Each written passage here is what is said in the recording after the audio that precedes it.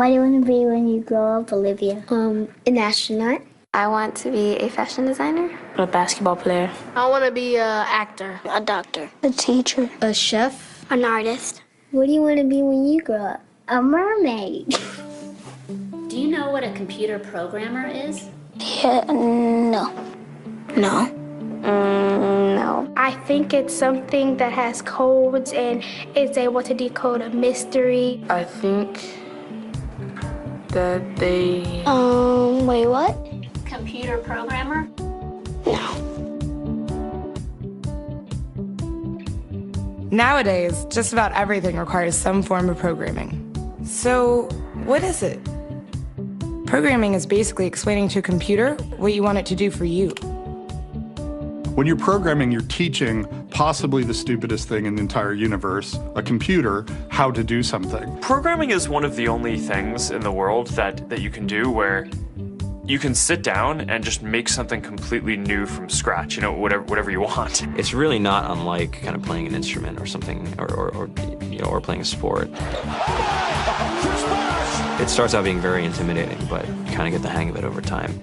Coding is something that can be learned, and I know it can be intimidating. A lot of things are intimidating, but you know, what isn't? A lot of the coding that people do is actually fairly simple. It's more about the process of breaking down problems than, sort of coming up with complicated algorithms as people traditionally think about it. Well, if it's fairly simple, why aren't there more of us doing it? Over the next 10 years, there will be 1.4 million jobs in computer science, and only about 400,000 grads qualified for those jobs. That's a shortage of 1 million people. So, how do you start?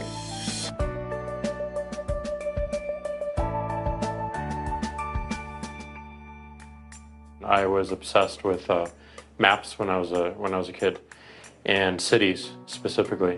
So I taught myself how to program.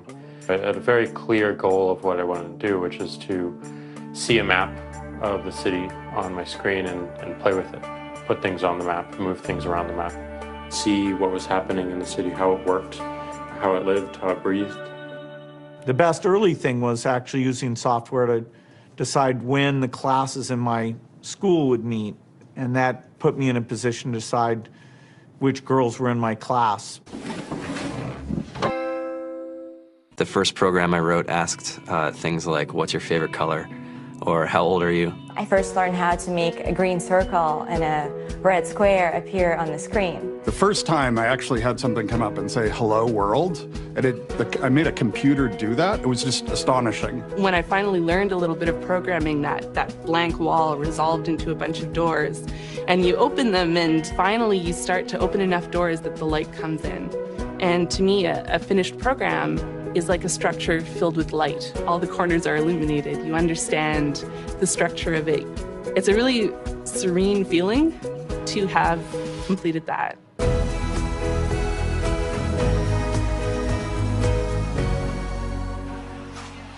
It took me some time to realize that creating things with your hands or creating code, creating programs, is just a different way to express creativity.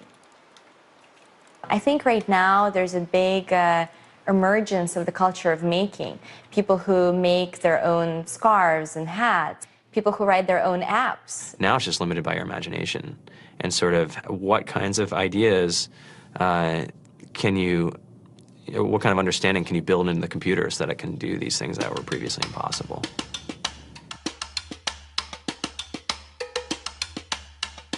All great things are built in teams when you collaborate with other smart people.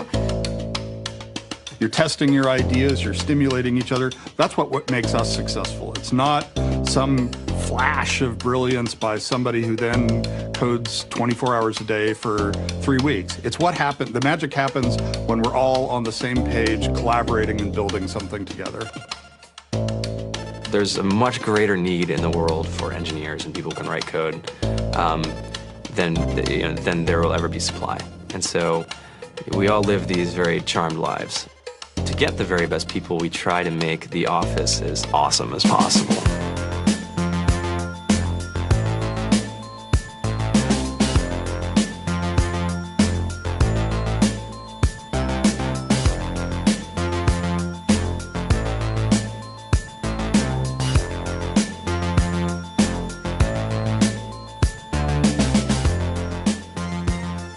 have a fantastic chef, Free food, breakfast, lunch, and dinner. free laundry, snacks, even places to play and video games and scooters.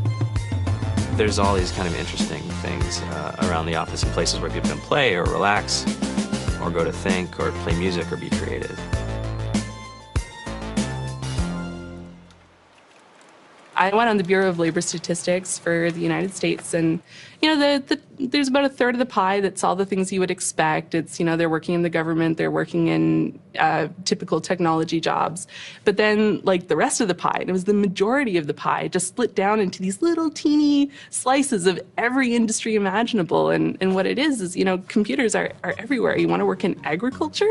Do you want to work in entertainment? Do you want to work in manufacturing? It's just all over.